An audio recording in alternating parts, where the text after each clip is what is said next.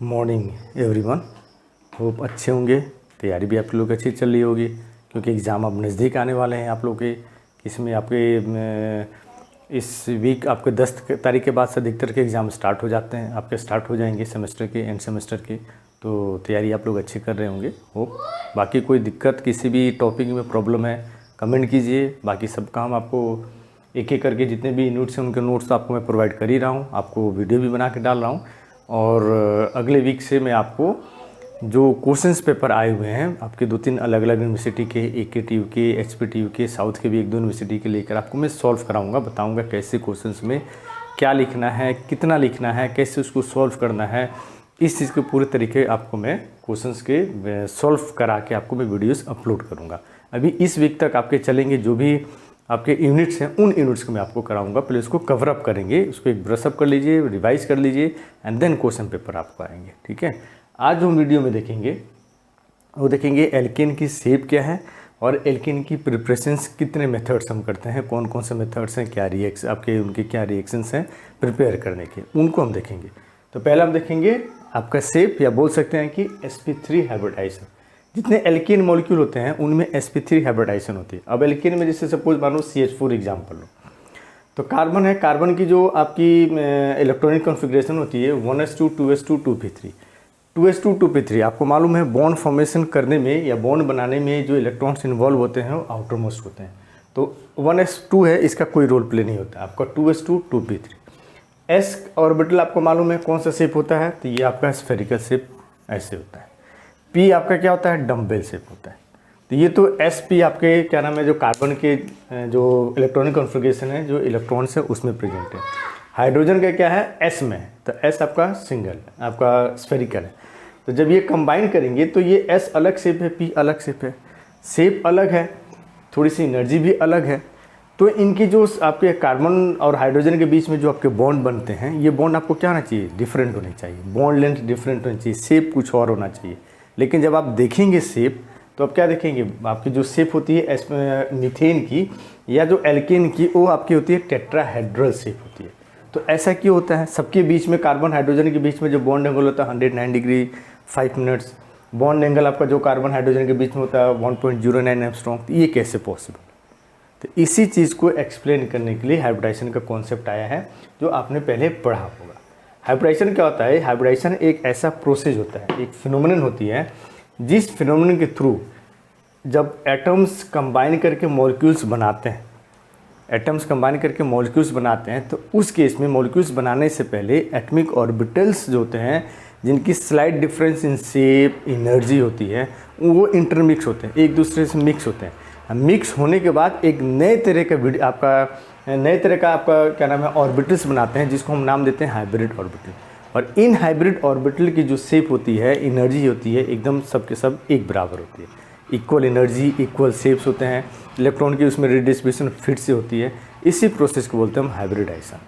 Organic chemistry में आपने पढ़ा होगा, ऑर्गेनिक केमिस्ट्री में 3 तरह के मोस्टली आपके हाइब्रिडाइजेशन होती है, sp3 sp2 sp। कार्बन, क्योंकि ऑर्गेनिक कंपाउंड क्या है, कार्बन कंटेनिंग कंपाउंड, कार्बन की इलेक्ट्रॉनिक कॉन्फ़िगरेशन क्या है, s है, p तक ही आते हैं, d ऑर्बिटल इसमें नहीं आते। इनऑर्गेनिक कंपाउंड में आप पढ़ेंगे, उसमें sp3 d2 d2 sp3 d sp2 ऐसे करके अलग अलग उसमें d ऑर्बिटल्स इन्वॉल्व होता है। लेकिन सिंस कार्बन में कोई भी d ऑर्बिटल्स नहीं होता है, इसलिए इसमें सिर्फ 3 ही तरह के हाइब्रिडाइजेशन मिलते हैं, sp3 sp2 जो हम एल्कीन में आपको पढ़ाएंगे, sp जो आपको एल्काइल में पढ़ाया जाएगा।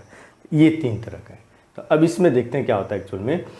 जो एल्कीन में हाइब्रिडाइजेशन होती है वो होती है sp3। sp3 का मतलब है, नाम से देखिए, sp3 मतलब एक s और 3 p ऑर्बिटल कंबाइन करके आपके हाइब्रिड ऑर्बिटल बनाते हैं sp3। ये तो आपने पढ़ा होगा, हाइब्रिड ऑर्बिटल्स जो बनते हैं, जितने number of atomic orbitals combine करते हैं उतने ही नंबर ऑफ हाइब्रिड ऑर्बिटल्स बनते हैं। तो एक s प्लस 3 कितने हो गए, 4 हो गए। तो sp3 कितने बनेंगे, 4 sp3 बनते हैं। तो यहाँ पर क्या होता है एक्चुअल में, देखिए ये कार्बन की, देखिए नॉर्मल, जब कार्बन आपका कंबाइन नहीं कर रहा होता है, नॉर्मल स्टेट में रहता है, तो उसकी इलेक्ट्रॉनिक कॉन्फ़िगरेशन आपकी ये होती है 1s2 2s2 2p2। तो s तो आप 1s2 आप तो भूल जाइए, इसका कोई रोल प्ले नहीं होता है, 2s2 2p2। लेकिन जब आपका यही कार्बन बॉन्ड बना रहा होता है, सपोज मीथेन में बॉन्ड बना रहा होता है, तो बॉन्ड बनाने से पहले ये कार्बन के जो इलेक्ट्रॉन्स हैं ये एक्साइटेड स्टेट में पहले जाते हैं। मतलब जो s में 2 इलेक्ट्रॉन है, एक इलेक्ट्रॉन आपका जंप करके जाता है p में, जंप करने के बाद ये जो एक S तीनों P, मतलब एक है 2S और 3 2P, ये तीनों कंबाइन करते हैं, इंटरमिक्स करते हैं, जो हाइब्रिडाइजेशन होती है। मिक्स करने के बाद आपका एक नए तरह का ऑर्बिटल्स बनाते हैं। देखिए इसमें सब एक साथ लिखे हैं या अलग अलग लिखे हैं, ये पहले लिखे हैं ये बाद में लिखे, सॉरी ये पहले लिखे हैं ये बाद में लिखे। इसकी एनर्जी ज़्यादा होती है, इसकी एनर्जी कम होती है।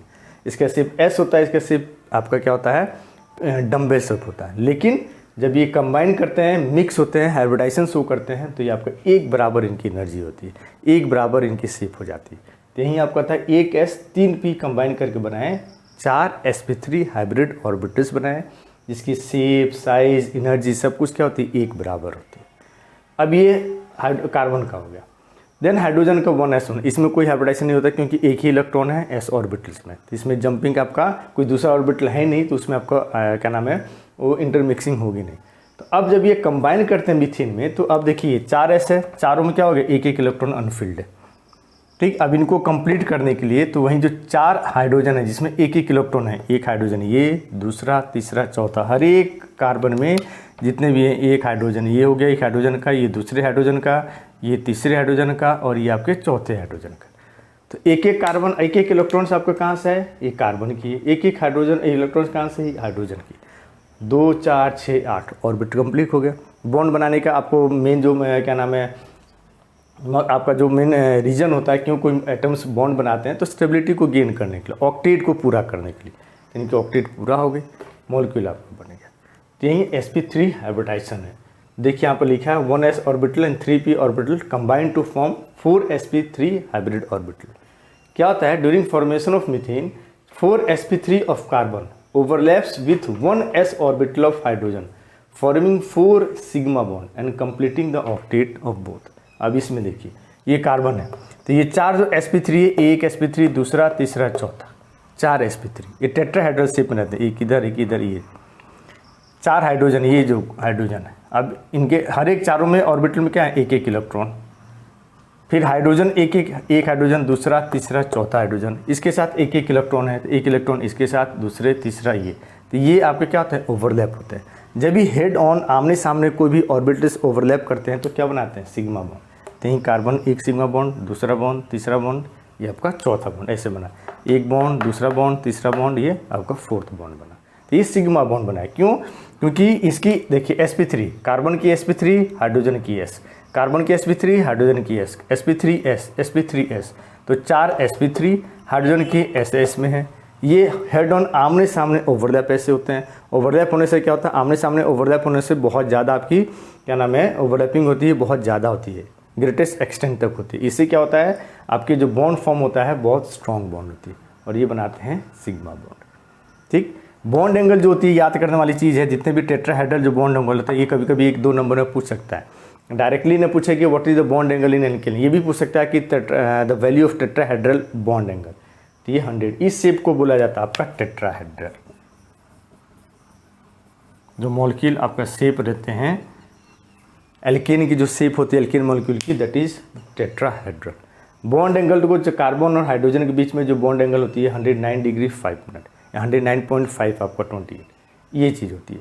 कार्बन और हाइड्रोजन की जो सिंगल बॉन्ड है, इस सिंगल बॉन्ड की जो लेंथ होती है 1.09 एंगस्ट्रॉम होती है, 1.09 एंगस्ट्रॉम होती है। ठीक है, तो यही है टेट्राहेड्रल, ये बॉन्ड एंगल है, ये बॉन्ड लेंथ है, यही आपकी शेप या हाइब्रिडाइजेशन जो एल्केन में बोली जाती है, यही आपकी हाइब्रिडाइजेशन है। तो ये पूछता है, क्वेश्चन दे देता है, सीधा दे देगा आपको 7 नंबर में, या जो 5 नंबर का क्वेश्चन आता है उसमें डायरेक्टली दे देगा कि sp3 explain the shape of alkane, या what is the shape of explain, या राइट शॉर्ट नोट एक्सप्लेन, या explain sp3 hybridization in alkene.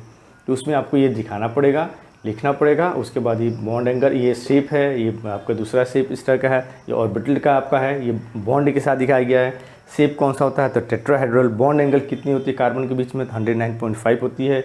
आपकी बॉन्ड लेंथ कितनी होती है, तो होती है 1.09 एंगस्ट्रॉम होती है। तो यहीं sp3 हाइब्रिडाइजेशन है इन एल्केन, या शेप ऑफ एल्केन ये। अब देखेंगे हम प्रिपरेशंस, किन मेथड से एल्केन को बनाया जाता है। जनरली आपको जो इस वीडियो में आपको मिलेगा, जब आपको बताऊंगा, सिर्फ 5 मेथड्स होते हैं।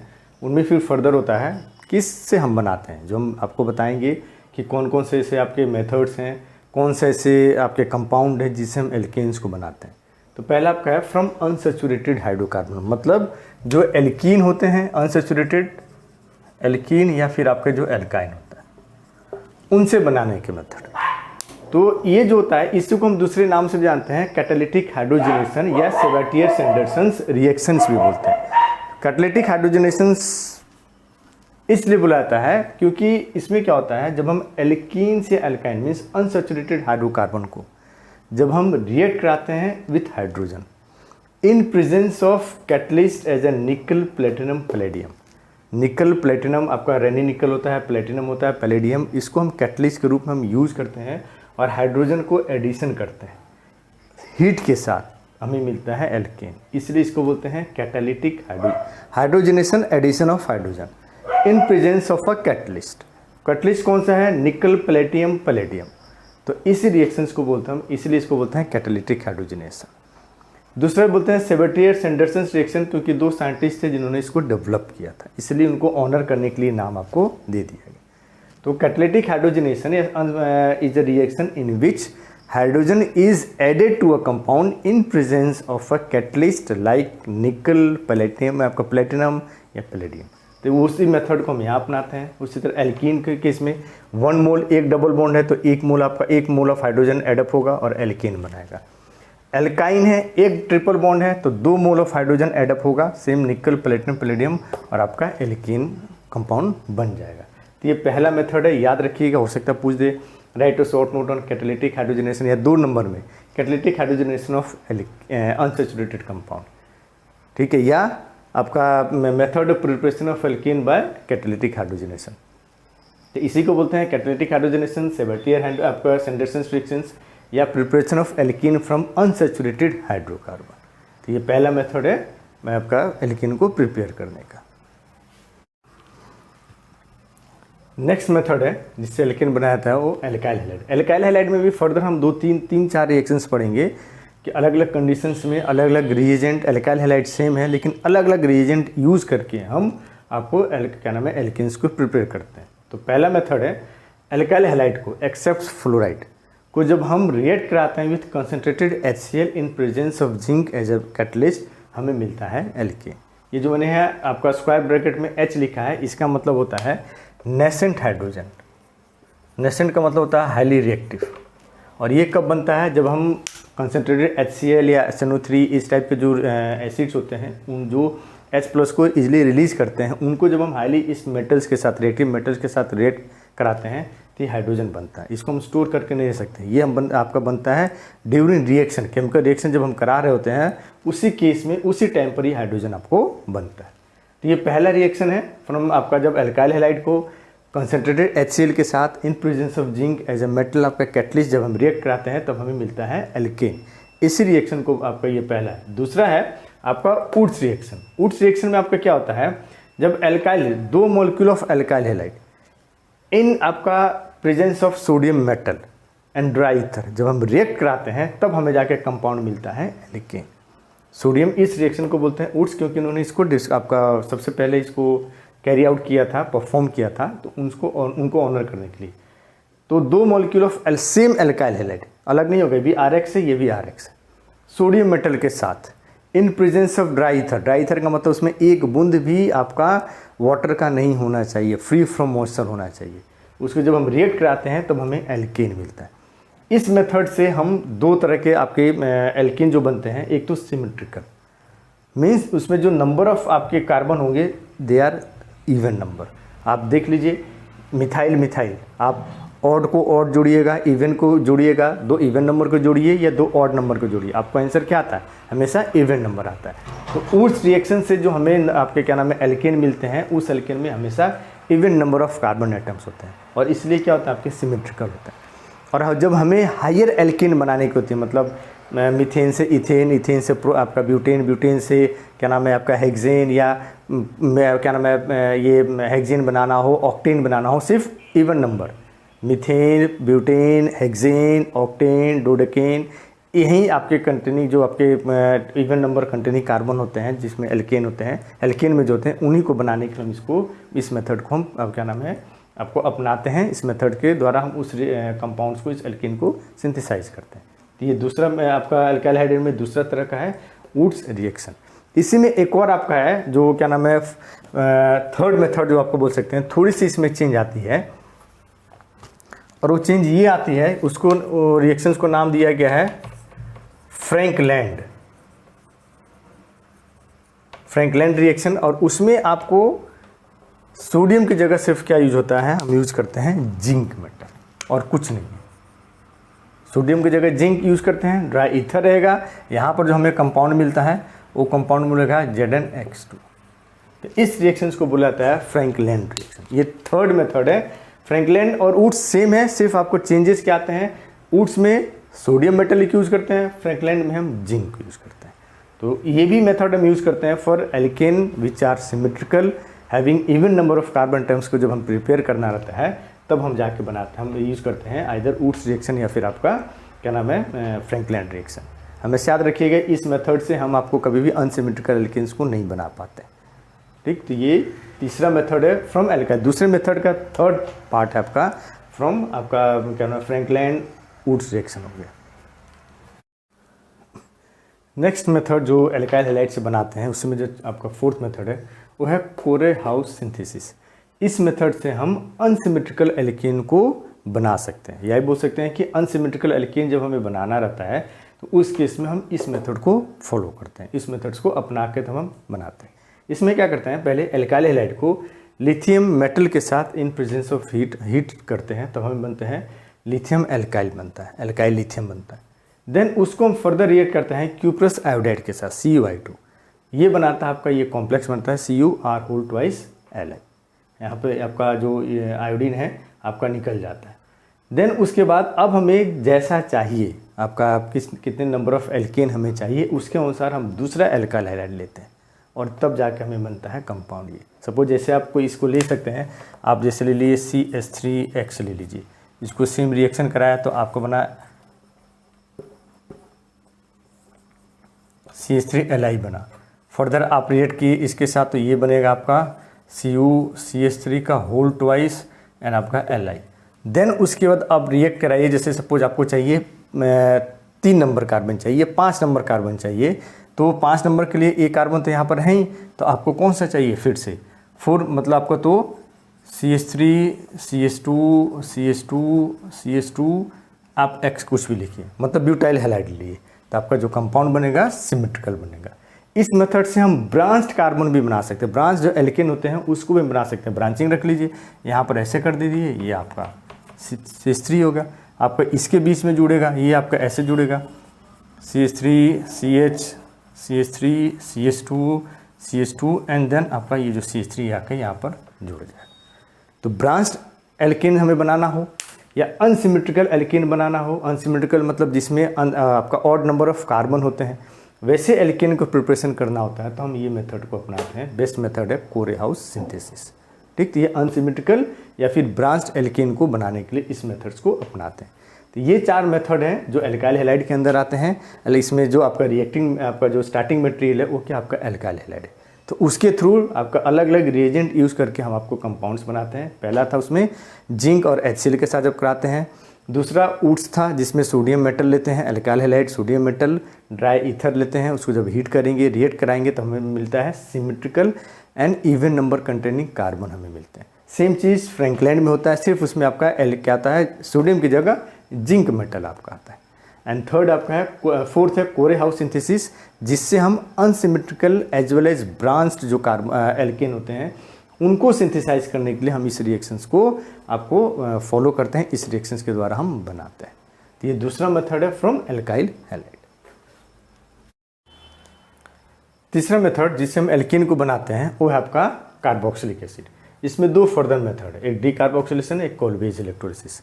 देखिए डीकार्बोक्सिलेशन जो होता है, डी का मतलब रिमूव, कार्बोक्सिल कार्बन डाइऑक्साइड, तो ऐसा प्रोसेस, ऐसा मेथड जिसमें हम कार्बन डाइऑक्साइड को रिमूव करते हैं या जिस मेथड से आपका कार्बन डाइऑक्साइड का रिमूवल होता है उसी मेथड को बोलते हैं हम डीकार्बोक्सिलेशन। यहाँ भी जब sodium salt of carboxylic acid लेते हैं उसको जब हम हीट करते हैं in presence of soda lime हमें एल्केन मिलता है।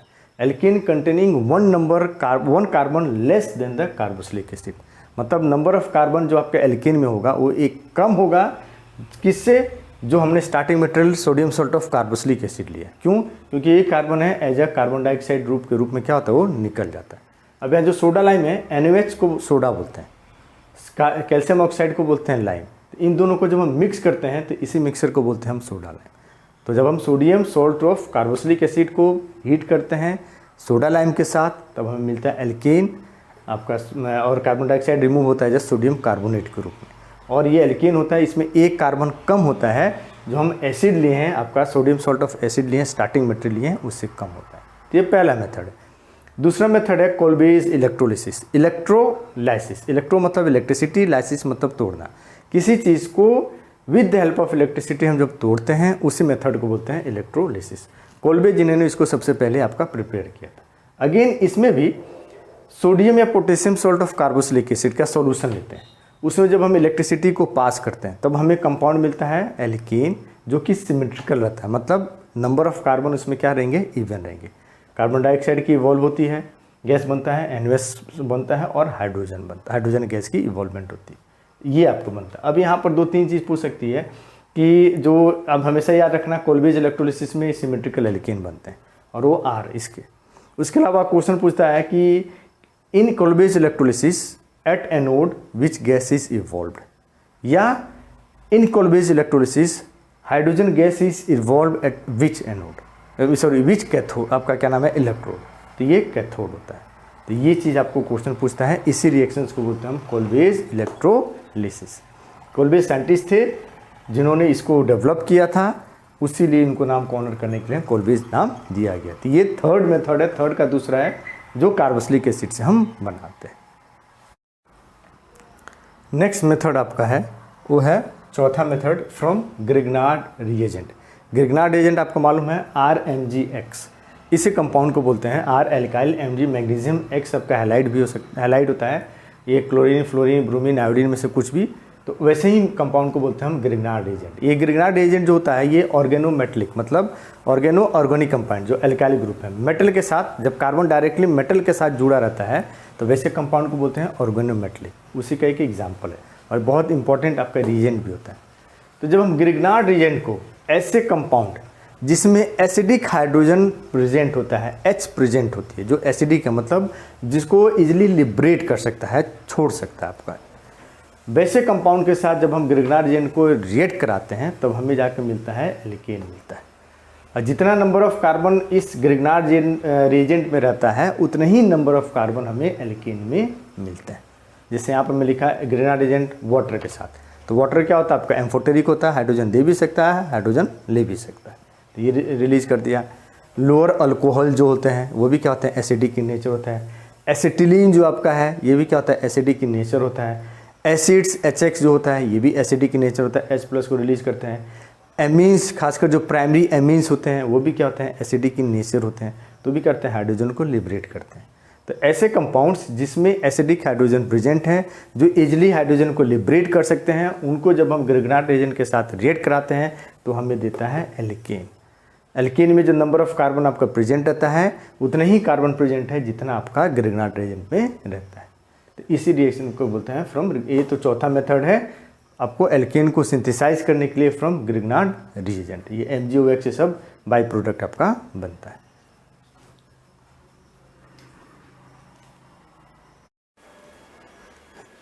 Next method and last method है जिससे आपको एल्केन प्रिपेयर करते हैं, आपको पढ़ना है, वो है from carbonyl compound, means aldehyde and ketone. Aldehyde ketone को दो अलग अलग मेथड, इसमें एक नाम देता है क्लेमेंसन रिडक्शन, वुल्फ-किचनर रिडक्शन।